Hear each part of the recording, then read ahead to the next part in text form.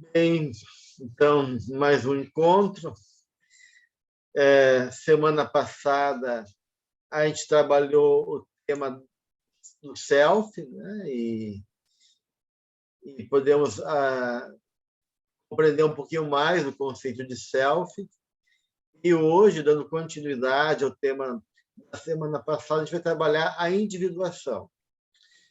E tem uma relação direta com o self, que a individuação não deixa de ser a realização do próprio self. Então, isso é a ideia de individuação. Né? Quando Joana ela vai começar a falar sobre individuação na obra dela, ela vai, então, fazer essa relação da individuação com essa busca da plenitude do espírito e dessa tomada de consciência do espírito de si mesmo. Né? Tanto é que, no capítulo 4 do Triunfo Pessoal, ela vai dizer que, no início da individuação, ainda há uma certa dificuldade do ego discernir o que é realmente realidade. A realidade vai além das ilusões, das imagens materiais a qual a gente está muitas vezes identificado. Né? E ele fala, então, ela fala, então, de uma certa maneira, a dificuldade, muitas vezes, desse ego abrir mão de si mesmo, né? Sair do centro do processo e reconhecer que o centro do processo de toda a trajetória é o self, né? E ela vai trazer essas fugas de realidade, né? Que muitas vezes o ego cria uma forma de escapar, muitas vezes, desse confronto com o self e com a realidade. Né?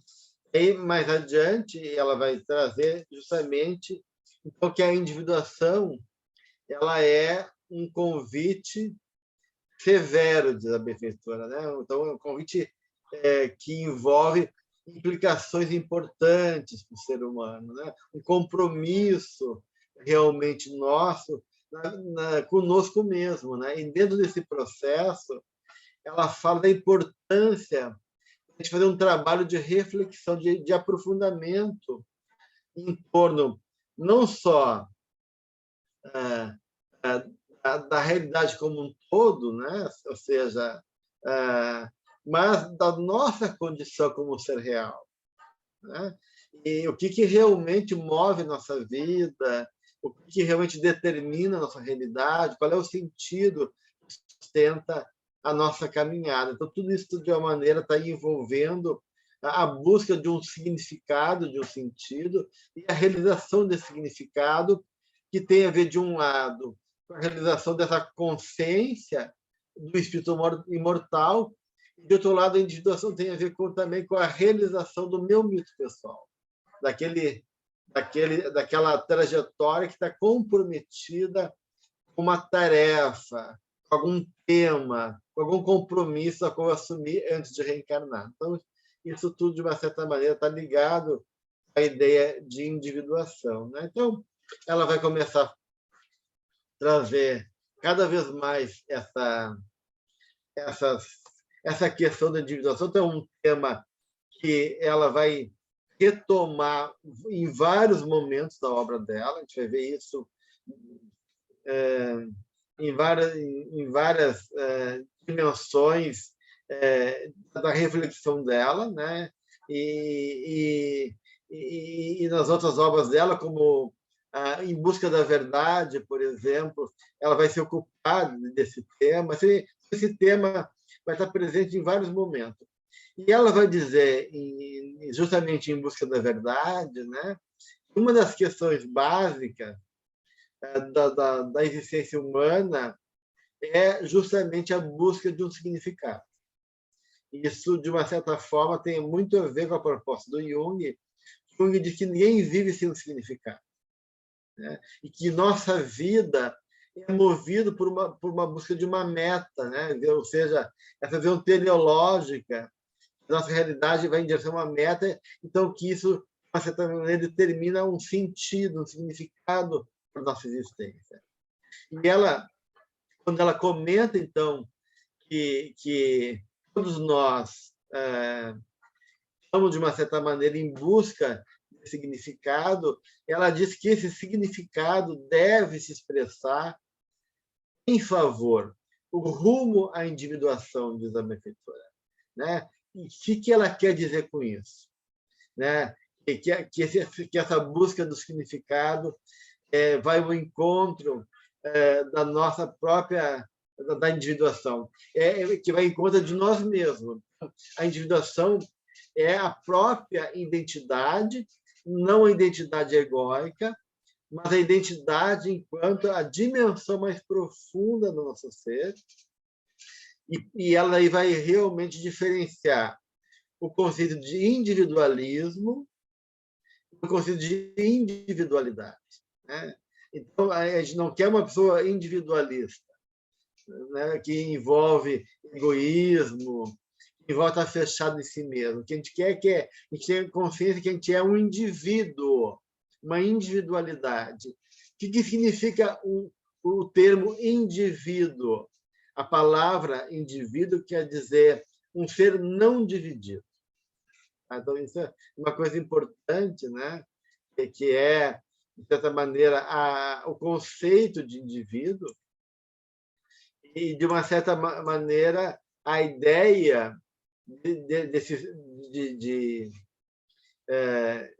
do nosso processo é realmente se tornar pleno de nós mesmos. Um indivíduo como alguém que tem potencialidades internas, que está amadurecendo a partir justamente desse diálogo e dessa tensão entre inconsciente e consciente, em busca de uma síntese. Né? Então, o Jung vai dizer o indivíduo como o ferro entre o martelo e a bigorna, né? Entre esse ser que está sendo transformado pelas forças do martelo e da bigorna, o inconsciente e o consciente. Né? E esse processo, né, de individuação, ele envolve, de uma certa maneira, um processo não linear, assim, de uma circunvolução, é circular, que vai buscando o nosso centro psíquico, justamente o self. Esse processo de individuação, ele é natural, ele é instintivo, ou seja, há uma força que nos move naturalmente, né, em favor dessa individuação, naquela ideia do Jung, só aquilo que somos realmente tem o poder de nos curar.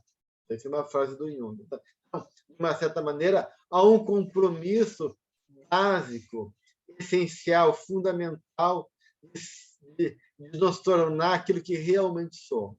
Né?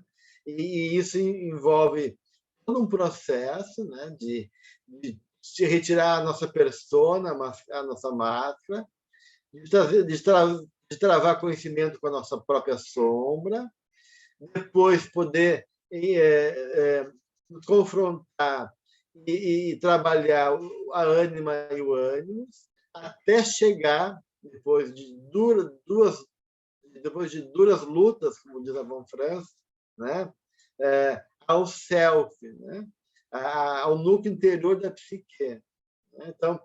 Então, existem etapas da individuação, que é reconhecimento da própria sombra, dissolução dos complexos, liquidação das projeções, tirar as projeções, né, e assimilar, né, essas partes parciais nossas em favor da totalidade e em favor dessa descida para dentro de nós mesmos, conquistando essa consciência maior, né? Essa consciência maior, essa dimensão que é a nossa realidade mais plena, do ser, né? E não doente, né? Não do ego, mas do self. Né? E o indivíduo, então, é aquilo que não pode ser distinto ou determinado de alguma maneira, porque ele é indivisível e é irredutível, o Jung vai dizer. Então, de uma certa maneira, há um certo mistério aí, né? Tem uma dimensão incognoscível do indivíduo, que a psicologia não pode dar conta, né? Mas, de alguma maneira, ela pode criar condições que a gente possa encontrar um caminho para poder realizar esse self, né? Ah, ah, então, de maneira a individuação, é necessário esse processo de diferenciação, né? De estar consciente da nossa individualidade, diferenciar e integrar. Então, esses dois movimentos que vão se dando, né? Pela individuação. Então, nesse processo de discriminar, diferenciar, recolher a projeção e integrar, então, todos esses aspectos conscientes e inconscientes, né? A gente vai, de uma certa maneira, também realizando, consequentemente, as nossas potencialidades inatas, né? É a realização desse self. Então, a realização do si mesmo, aquilo que tem de mais pessoal, né? De mais profundo, é encontrar aquilo que eu falo para vocês do nosso mito, né? Do significado que envolve a nossa vida, né? Então, é um tornar-se único. A gente é único, né? É uma singularidade mais íntima, última, incomparável. Então, se tornar esse si próprio, esse si mesmo, que é realmente a ideia do self. E a Joana, quando vai falando isso, né, sobre a questão da individualidade, ela diz que essa individualidade nos induz, então, ao conhecimento do que é real, e não só aquilo que parece ser na dimensão do ego e da persona, né? Então, de uma certa maneira, existe uma força interna, né, que nos impulsiona para essa individuação, nessa busca de integração do self, na realização da nossa totalidade, e que, diz Joana de Ângeles, não significa a perfeição. Tá? A perfeição é um ideal. Então, de uma certa maneira, quando Jung propõe o termo individuação, individuação não é igual à perfeição, tá, gente? Não é igual à perfeição. Quando a gente fala em individuação, a gente está falando em ser uma pessoa inteira, integrada, que envolve maturidade, que envolve lucidez, que envolve uma capacidade de me reconhecer e me relacionar comigo mesmo, né? Então, tudo isso tem a ver com a individuação e de uma maneira, consequentemente, eu estar a serviço de um processo maior, que é o meu mito de significado, aquilo, o papel que eu vim realizar de uma certa maneira na minha vida, tá? Claro que depois a Joana de Ângeles ela vai dizer que tu pode entender a individuação como uma meta espiritual, né? E aí a gente pode ver a individuação como um processo maior. Então, no conceito junguiano, vai dizer a Joana, a individuação plena e total não pode ser conseguida. Claro, ela vai dizer por motivos óbvios, né, gente? Né? Em face da sua transcendência consciente, né? Ou seja, a impossibilidade do ego, né? E do espírito alcançar os horizontes infinitos da perfeição que nossa mente pertence a Deus. Mas dentro desse limite, Joana diz, né, a gente pode buscar a nossa perfectibilidade, né, relativa, a nossa plenitude de significado num estado de iluminação e de paz, né?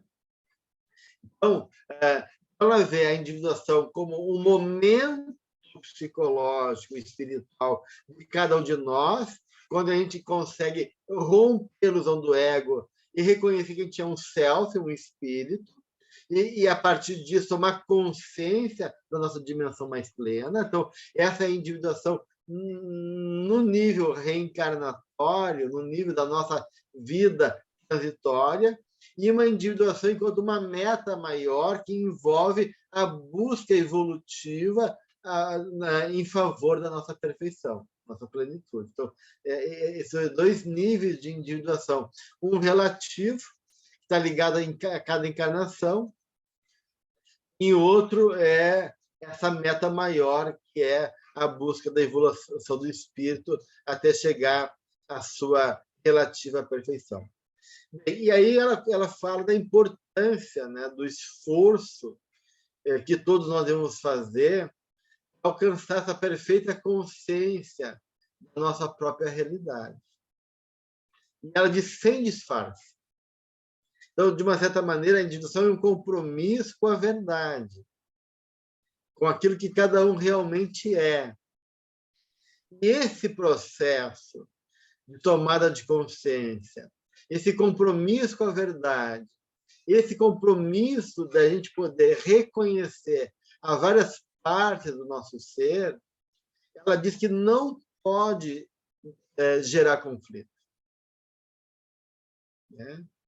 Então, de uma certa maneira, o conflito acontece justamente quando a gente está impedido ou se recusando de olhar para essa realidade, não está aberto a essa realidade. Então, a gente começa a realmente aceitar a nós mesmos, nossa sombra, o nosso complexo, né?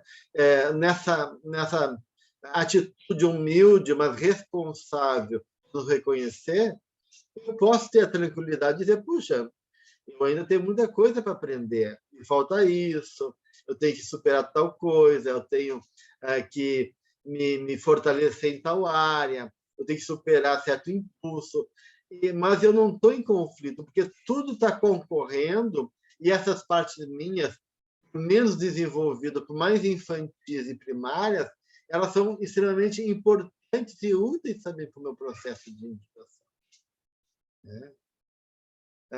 Então, de uma certa maneira, né, esse é um trabalho, né, de consciência e um trabalho de reconciliação conosco mesmo. E aí ela vai dizer que o self, então, é essa expressão da divindade interna, né, no ser humano, e que nessa busca de individuação, esse self se torna pequeno, ele se recolhe, né, até que o ego possa se constituir enquanto identidade reencarnatória, mas de uma maneira a gente espera que esse ego possa se tornar consciente da sua condição imensurável, né, e reconhecer o céu. E aí poder realmente servir ao self, ao seu significado maior e real, que é a sua essência espiritual. Né? Então, de uma maneira, uma das questões que se traziam semana passada, né, é como é que a gente pode saber que a gente está na individuação, né? Como a gente vai saber ter em sintonia com o nosso self, né? Porque a gente é fácil de se enganar, né? Então, essa é a proposta da função transcendente, né? Quer dizer, na medida que eu tenho um compromisso honesto de me compreender, de aprender, de me superar, e estou aberto a ouvir meu inconsciente, a olhar para mim, o inconsciente passa de ser um movimento que se opõe a mim e cria isso que eu chamo de função transcendente, um diálogo criativo em favor da minha totalidade. Né? E aí, então, os sinais do self, né, vai depender muito da postura do ego. Né?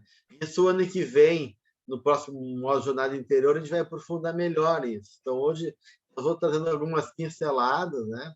Mas a gente pode dizer que quanto mais o ego fica fechado nele mesmo, recusando tomar consciência dessa dimensão mais profunda do self, mais há uma cisão, ou se opondo à questão do indivíduo, né?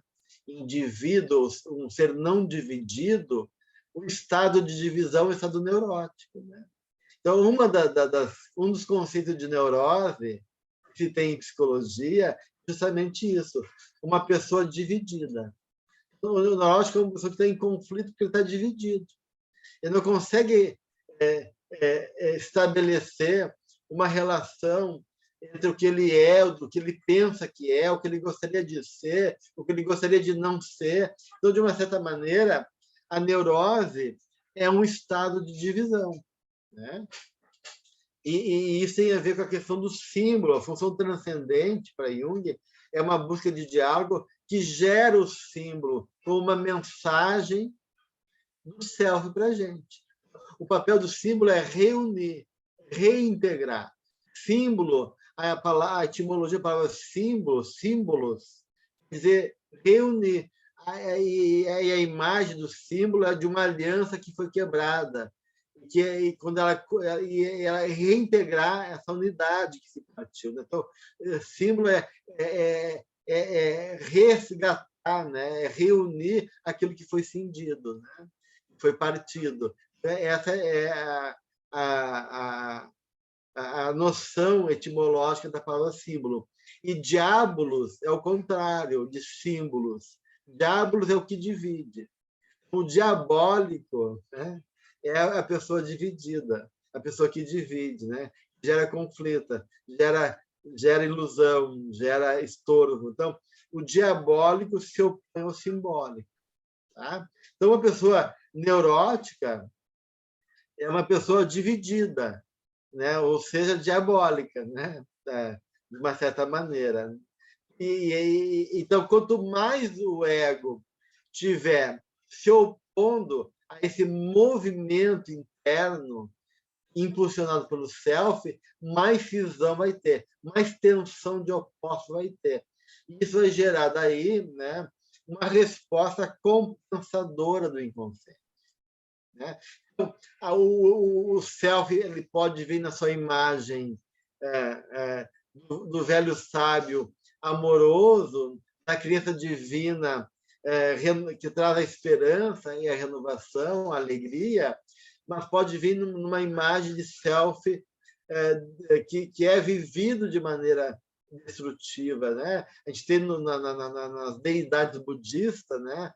Aquelas deidades do Deus irado, né? No budismo, né? Representar essa resposta do self, que é uma tentativa de despertar o ego, né? Então, muitas vezes, o ego pode falar pode nos dar dica, pode nos mostrar caminho, pode fazer um símbolo, é um símbolo transcendente, mas também, se eu não consigo perceber isso, né, essa experiência pode se dar de maneira dolorosa para o ego. Eu posso entrar numa depressão, eu posso sofrer um acidente, eu posso, de uma maneira,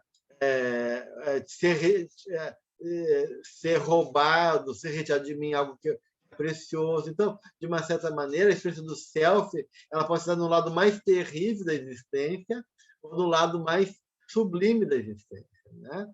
Então, vai depender muito da postura do ego. O que o Jung vai dizer? Que o self é um grande amigo. Mas se esse encontro vai ser com um amigo ou com um inimigo, depende da atitude do ego. Porque se o ego não quer reconhecer essa instância, ele vai sentir o self como ameaçador, como um inimigo, né? E isso vai gerar essa tensão toda que eu comentava com vocês, tá?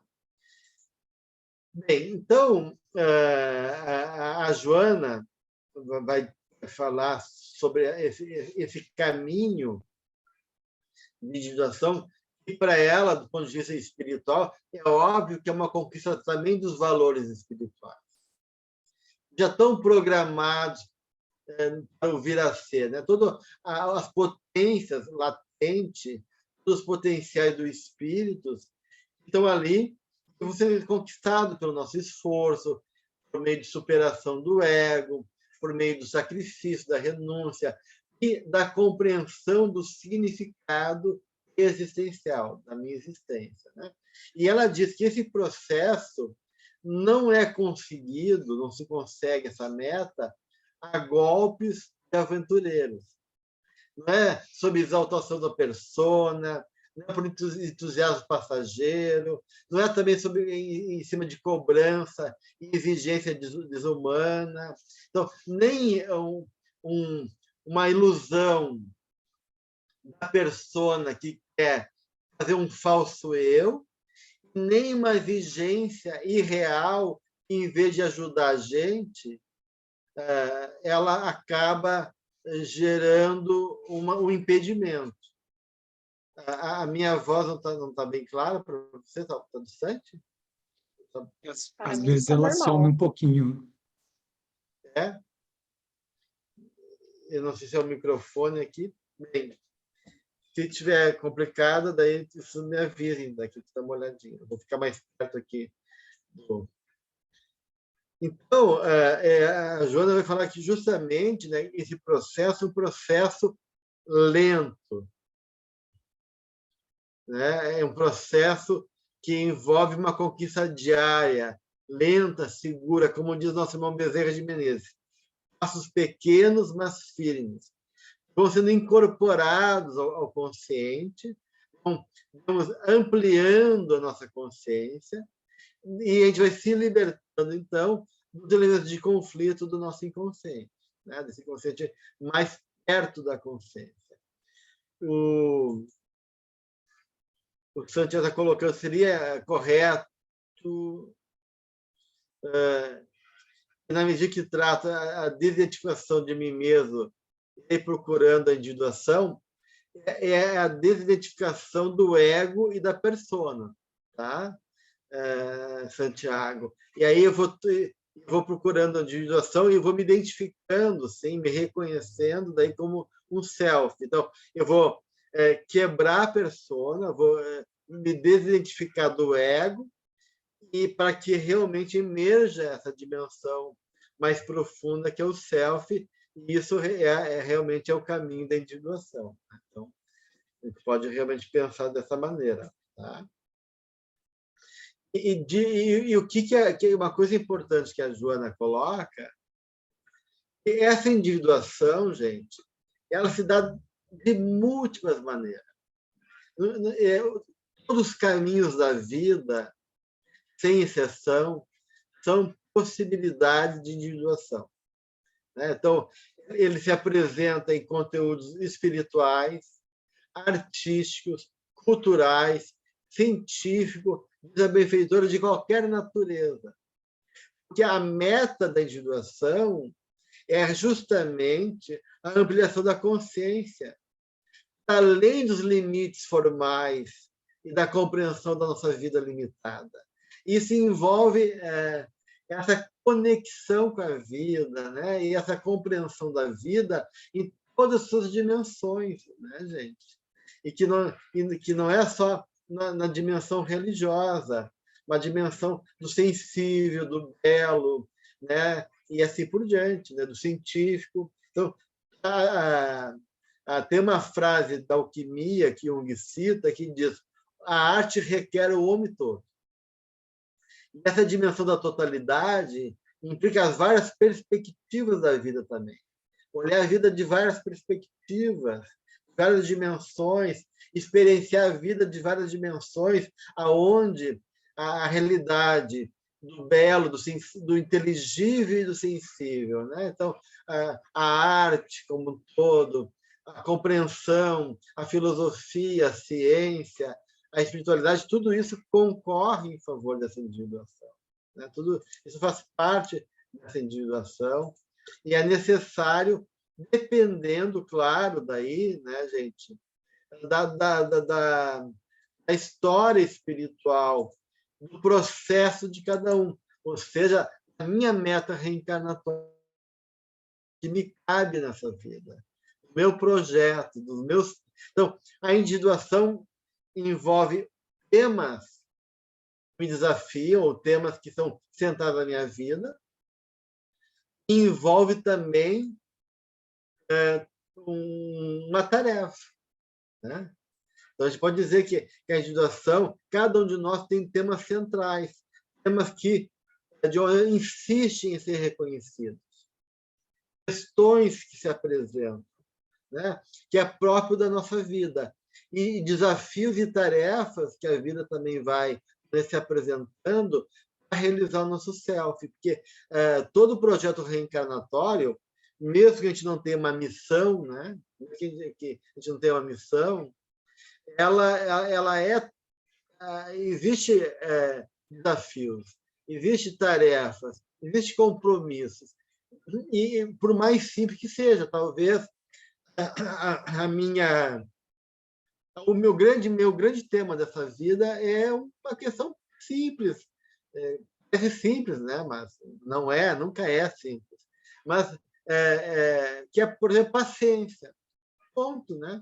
Então, eu posso ir numa situação física limitada para ter paciência, eu posso ter que depender de muita gente para ter paciência, eu posso ter que ter uma família caótica para ter paciência, eu posso ter uma profissão que exige paciência. Então, de repente, esse tema vai cruzar o meu caminho e vai me desafiar, porque é um tema que é importante nessa encarnação atual, né? Então, de uma certa forma, o self, com esse elemento autorregulador, ele vai jogar, ele vai provocar, ele vai movimentar elementos que têm a ver com esse mito pessoal, o meu mito do significado, a minha tarefa, os meus desafios, os meus temas implicados na realização desse estágio evolutivo e da encarnação da qual eu estou vivendo, né, gente?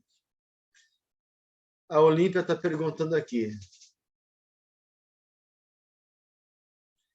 Gelson, o que tu falas é belo, consolador e atende todas as formas do ser, se colocar no seu contexto social.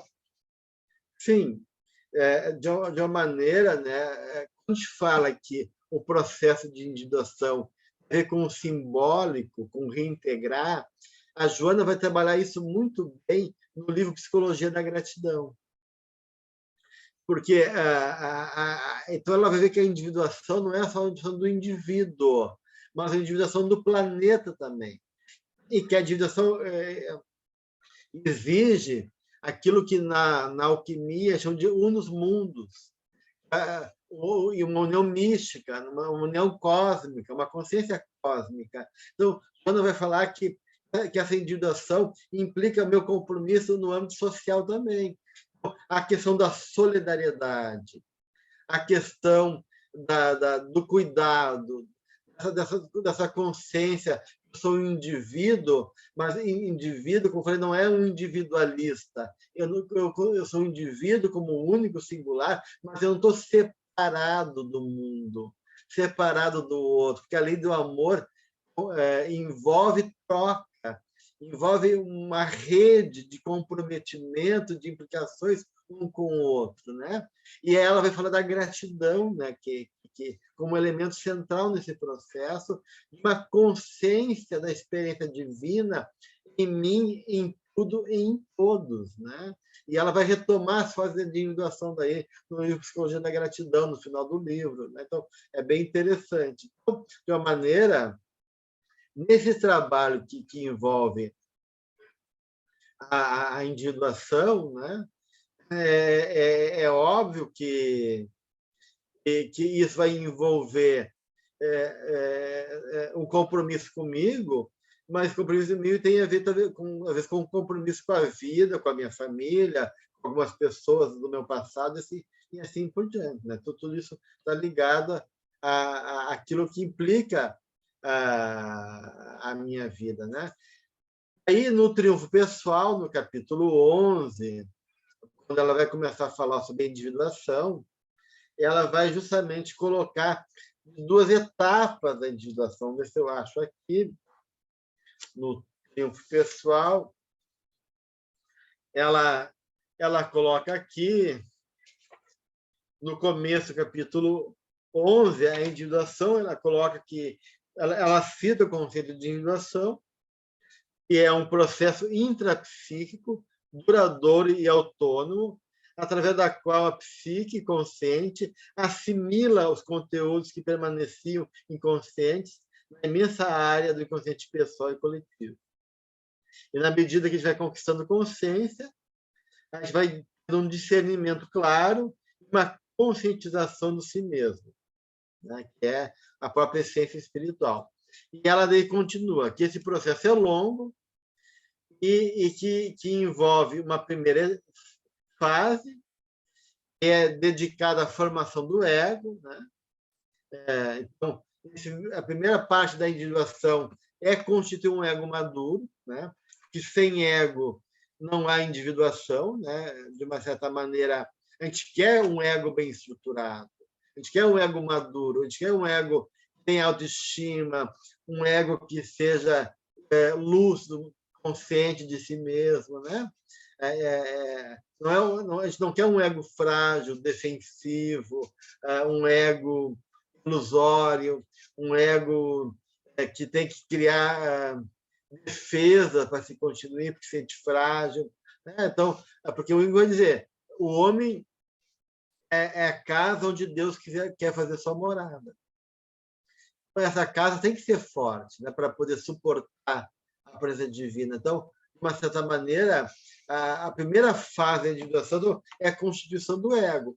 Até chegar na crise da meia-idade, Joana coloca aqui, na faixa dos 40 anos de idade, né, tem o início de um momento da emergência do self. Não que o self não está presente desde o início. Não que o self não possa se manifestar e já pontuar nossa vida anteriormente.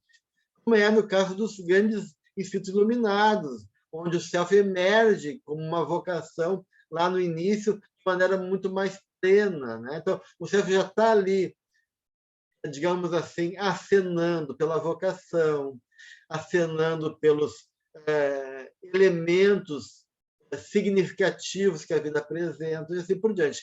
Mas, na crise da meia-idade, uma tentativa de uma reversão, de uma virada, que a gente chama de metanoia. Uma metanoia que é uma virada em busca de reconhecer tudo aquilo que até então não foi reconhecido por nós, né? Para poder realmente favorecer partes nossas que são desconhecidas, ou que foram negligenciadas, ou que foram reprimidas, positivas ou negativas, né? E aí, nesse momento aqui, diz a Joana, né, é o momento onde o self ele quer reger plenamente o processo, exigindo uma descentralização do ego. O ego não é mais o centro do processo, mas o self começa a reger, onde o ego, o ideal, né, o que se espera do ego, que ele possa servir ao self. Então, diz que o ego é um mau comandante, mas é um ótimo servidor. Então, esse papel do ego, né, que a gente já comentou aqui para vocês. Né? E aí poder realmente viver a segunda etapa da vida de maneira a realizar a nossa essência espiritual. Claro, isso é um movimento que se dá, mas não é uma garantia, né, gente? Porque a individuação é um processo que exige esse confronto do ego com o self. E dependendo do nível de consciência, de maturidade, de compromisso, esse processo vai ser mais fácil ou mais difícil da individuação. Então, nem todo mundo individua, do ponto de vista de chegar nesse lugar de maturidade, de interesse e de integração da sua própria natureza, né, gente? Jung vai dizer que a individuação é para poucos, né? De uma certa maneira. Mas, para poucos, mas enquanto possibilidade, é para todos. E no livro Psicologia da Gratidão, a Joana vai desdobrar essas duas fases da individuação em 5 etapas. Ela vai falar de 5 etapas na búsqueda aí dessa plenitude, dessa vitória plena de nós mesmos. A primeira etapa, que é a participação mística, é um estado de indiferenciação, onde o ego ainda está indiferenciado, ainda há uma identificação entre a consciência, o ser e tudo que se refere à sua existência. Então, o ego não discrimina, ele está identificado, ele está num processo de projeção dele mesmo, né, em relação aos objetos à volta. Ele é aquele carro que ele comprou, ele é a imagem que ele tem frente ao mundo, a profissão, tudo é muito ligado à persona. E essa identificação de Joana de Ângeles é muito variada, dependendo das condições desse ego, até que ponto ele está vitimado das ilusões, das sensações da matéria, e identificados os objetos, né, a qual ele estava ligado emocionalmente na infância, né? Então, não que a identificação não seja positiva, a Joana vai dizer, né? A gente vai se identificar com a casa que a gente está morando, eu sou apaixonado pela minha casa, eu adoro meu instrumento de arte, né? Meu violão, né? Meu violino, eu tenho um carinho por ele, né? Então, os objetos ganham uma catexia libidinal, né? Eles ganham afeto, eles ganham eros, eles ganham energia libido, né? Mas a questão toda é a gente não se confundir com esses objetos, né? Ou mesmo na família, ficar preso à família, à mãe, ao pai, nesse jogo, né, de projeção, de introjeção, né? Ou misturado emocionalmente com o outro. Então, tudo isso é essa fase envolve a primeira fase esperado na infância, nos primeiros anos de vida. Depois, a gente espera que a gente vai se separando dos objetos parciais e do apego em relação às figuras parentais de mãe e pai, né? Até chegar numa segunda etapa, onde o ego já se distingue do outro, né? E passa a se diferenciar. Mas ainda tem várias projeções, ainda partes minhas eu vivencio no outro as minhas reações emocionais, minhas relações de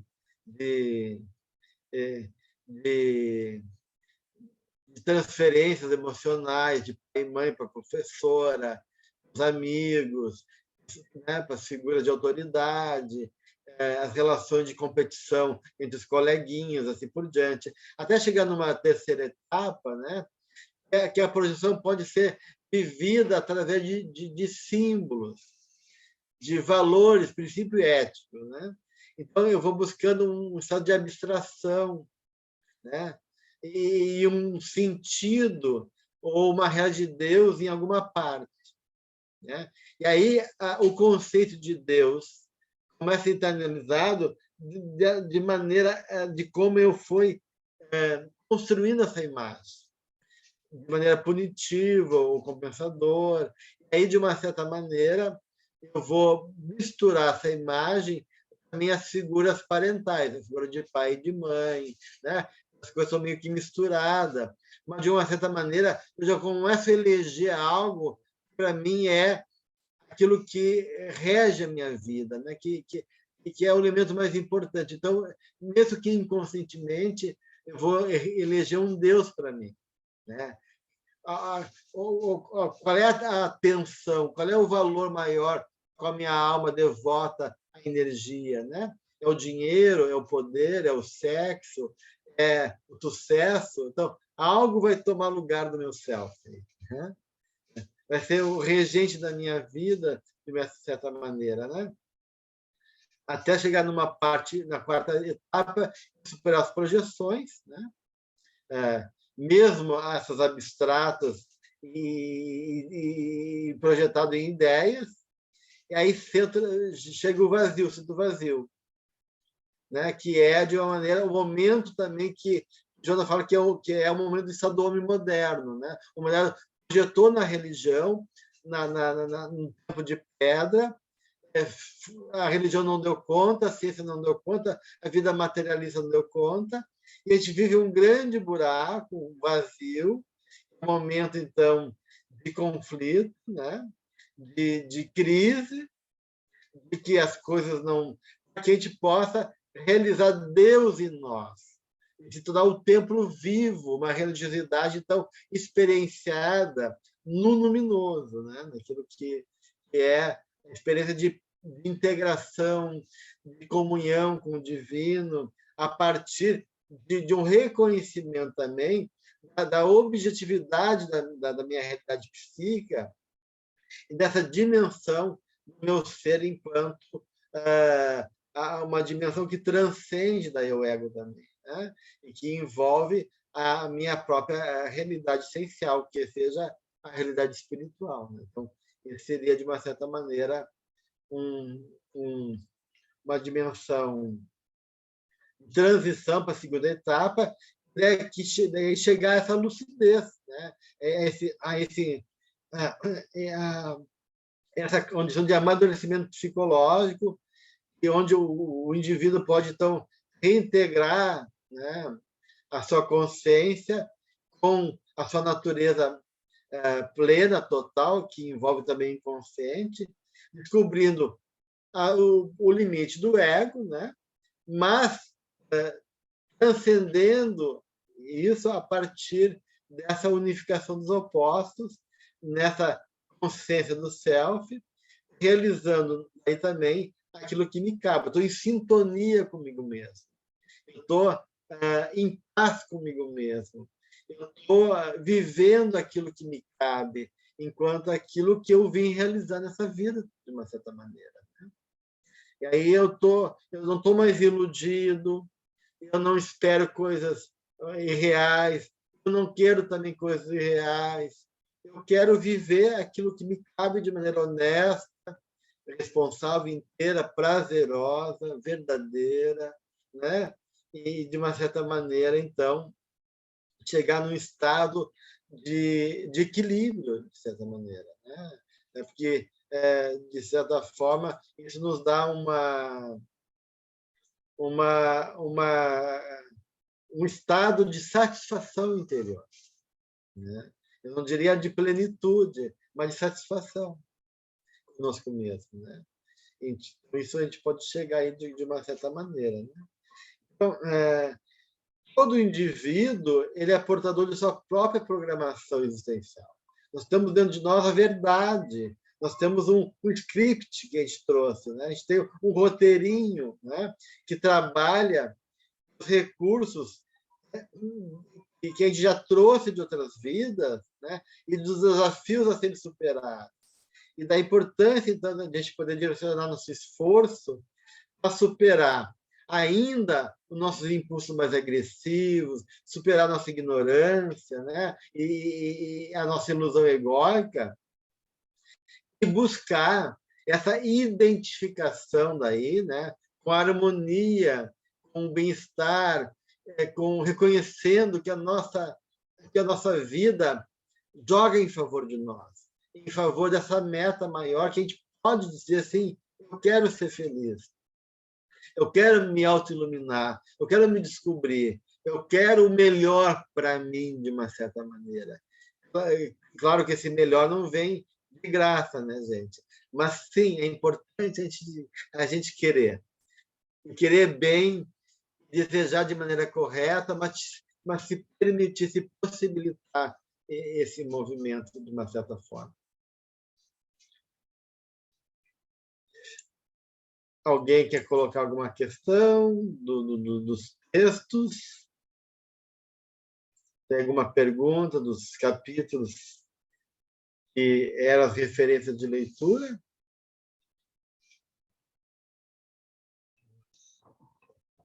Disculpa, Gelson. Tiago, sim. Entiendo que el resumen para mí es un llamado a la responsabilidad. Sim, com certeza. E isso que a Joana espera da gente. Sair da nossa infantilidade, nossa infância espiritual, né? E se acreditar que sendo capaz. E se acreditar sendo capaz, implica responsabilidade, né, Santiago? Implica esse compromisso conosco mesmo. E, com certeza, isso é importante. A Olímpia está perguntando se esse movimento depende da vontade. Sim, depende da vontade, mas vai além da vontade do ego, né? Nem sempre a vontade do ego ela é também correta, né? Então, a gente também tem que questionar a nossa própria vontade. Mas depende da vontade de querer realmente crescer, dessa vontade de querer buscar o conhecimento, de se superar. Nesse sentido, sim, depende da vontade. Muito bem, gente. Então, semana que vem, a gente vai o próximo item, né? E que eu não tenho aqui, mas depois vocês vão dar uma olhadinha. Deixa eu abrir aqui. Já vejo para vocês.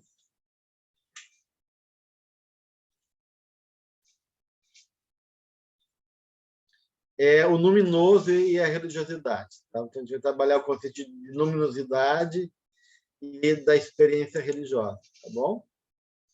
Depois, nós temos a última aula, que é sobre as técnicas de Joana de Ângeles, tá? As técnicas que ela usa, falar um pouquinho sobre a proposta dela de imaginação, não é imaginativa, de visualização terapêutica. Tá? Ok, muito bem.